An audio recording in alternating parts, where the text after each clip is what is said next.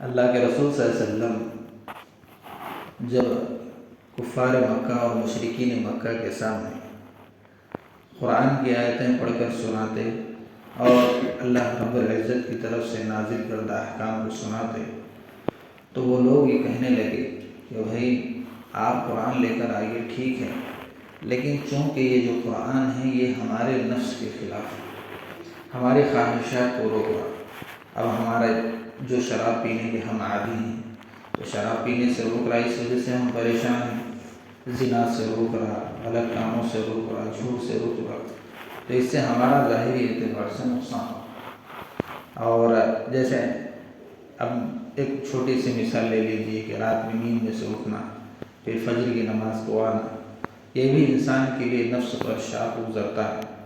تو ایسے کچھ احکامات ہیں جو ظاہری اعتبار سے انسان کے نفس کے اور خواہشات کے خلاف ہیں۔ تو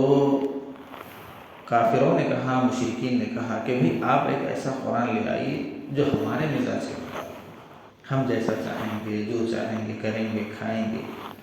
تو اللہ کے رسول صلی اللہ علیہ وسلم نے فرمایا کہ بھئی تمہارے مزاج کے مطابق قرآن کیسے اترے؟ قرآن تو اللہ رب العزت کی طرف سے نازل کرتا ہے۔ تو اس کے بعد وہ کہنے لگے اچھا اگر اللہ رب العزت کی طرف سے نازل کرتا ہے تو اللہ سے بات کرو، پوچھو، ہمارے مزاج کے مطابق ہوتا۔ تو اللہ رب العزت نے یہاں پر قرآن کے دلائل بتائے اور انہوں نے اس کہا کہ ٹھیک ہے جانے دو، یہ قرآن چھوڑ دو، یہ قرآن چھوڑ کے اب دوسرا قرآن لے کے ہم اس کے اوپر ایمان لے آتے۔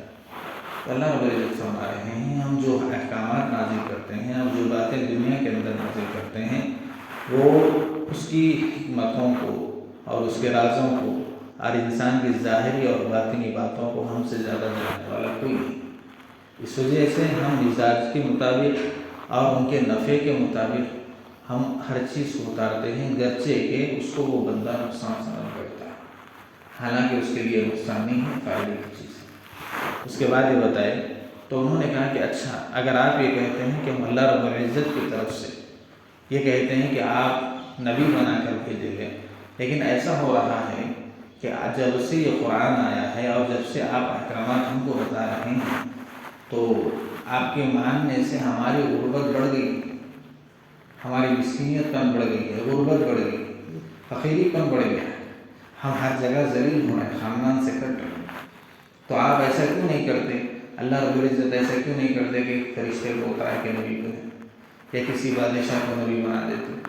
تو اللہ رب العزت فرما رہے ہیں اور تو اس کے بعد انہوں نے یہ بھی مطالبہ کیا کہ ٹھیک ہے بھائی کوئی ایک ایسا معجزہ ظاہر کرو کہ وہ معجزے کے ذریعے سے آپ خزانہ نکالو، یا کہیں اللہ رب العزت ایسی چیز کا پتہ بتا دے کہ جہاں پر خزانہ ہے ہم جا کے نکال لیں۔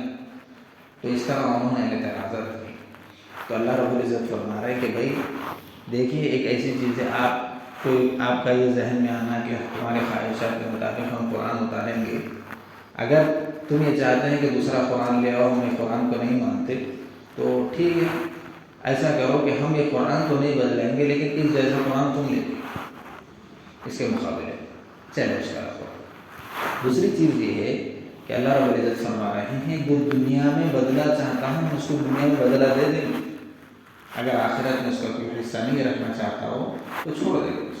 دنیا میں اس کو بدلہ دے دیں گے۔ جیسے اکثر ایسا ہوتا ہے نا کہ جو بھی رفاہی کام کرتے ہیں، اچھے کام کرتے ہیں، اللہ رب العزت ان کے درجات کو دنیا کے اعتبار سے بلند کرتے ہیں۔ جیسے کافر ہیں، مشرک ہیں، وہ اکثر دیتے ہیں نا ہاسپٹلوں میں یتیم بچوں کو، وہ چیزوں کو، یہ چیزوں کو دیتے رہتے ہیں، فقیروں کو کھلاتے ہیں، وہ کھلاتے ہیں، تو اللہ رب العزت دنیا میں ان کو ان کا بدلہ دے دیتے ہیں، عہدے کے اعتبار سے، مرتبے کے اعتبار سے، مال کے اعتبار سے اور بڑھاتے ہیں،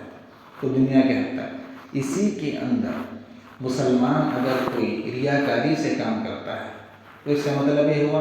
کہ وہ اللہ رب العزت کے لیے کام نہیں کر رہا، آخرت کے لیے کام نہیں کر رہا۔ تو اللہ رب العزت فرما رہے ہیں ایمان والا رہ کر بھی اگر کوئی ریاکاری کے ساتھ کام کرتا ہے، دنیا کے دکھاوے کے لیے کام کرتا ہے یا لالچ کی بنیاد پر کام کرتا ہے تو اس کا بھی حصہ ہم آخرت میں نہیں رکھیں، اس طرح کافر کا نہیں رکھیں، اسی طرح ایمان والے کا بھی نہیں رکھیں۔ اس کے بعد یہ فرمایا کہ اگر آدمی لالچ اور ریاکاری میں یہ ساری چیزیں کھو دیا تو کافر یہ کہہ رہے ہیں کہ ہم تو دنیا کے اندر کامیاب ہو گئے، ہم کو ساری چیزیں مل رہی، اور آپ کے ماننے سے غربت بڑھ رہی تو اللہ رب العزت فرما رہے ہیں کہ کوئی حصہ ان کا آخرت نہیں ہے، صرف دنیا میں وہ ساری چیزیں ملیں گی۔ اس کے بعد اللہ کے رسول صلی اللہ علیہ وسلم کو باضابطہ یہ حکم دیا گیا ہے کہ ان کے فرمانوں کے مطابق آپ بالکل دل تنگ مت کرو، پریشان نہ ہو، غمگین نہ ہو۔ آپ کی رسالت کے معجزے کے لیے اور آپ کی رسالت کو ثابت کرنے کے لیے ہم نے سب سے بڑا معجزہ قرآن کو کہا۔ اس کے مقابلے میں نہ کوئی قرآن آ سکتا، نہ کوئی دوسرا کلام پیش کر سکتا۔ قرآن تو دور کی بات ہے، ایک چھوٹی سی آیت بھی اس کے قرآن کے مقابلے میں کوئی نہیں پیش کر سکتا۔ اس کے بعد یہ فرمایا کہ اچھا، جب ہم نے قرآن کو اتارا، کیا یہ لوگوں کو پتہ تھا؟ ہم نے جب پچھلے انبیاء کا قصہ ہم نے قرآن میں بتایا ہے، ان کو بتاؤ، ان کو پوچھو، کیا یہ پچھلے انبیاء کے صرف نام جانتے تھے؟ پچھلے انبیاء کی حالتوں کو، ان کے قوموں کی حالتوں کو، ان کے قوموں کے اوپر جو عذابات آئے ہیں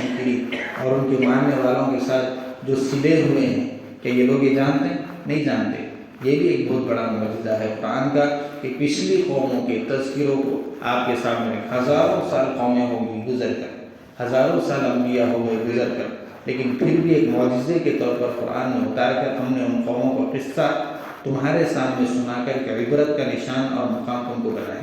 اگر تم بھی اس سے عبرت حاصل نہیں کر سکتے اور یا نہیں کرتے تو یہ تمہارے لیے پکڑ کا ذریعہ ہے۔ یہ بات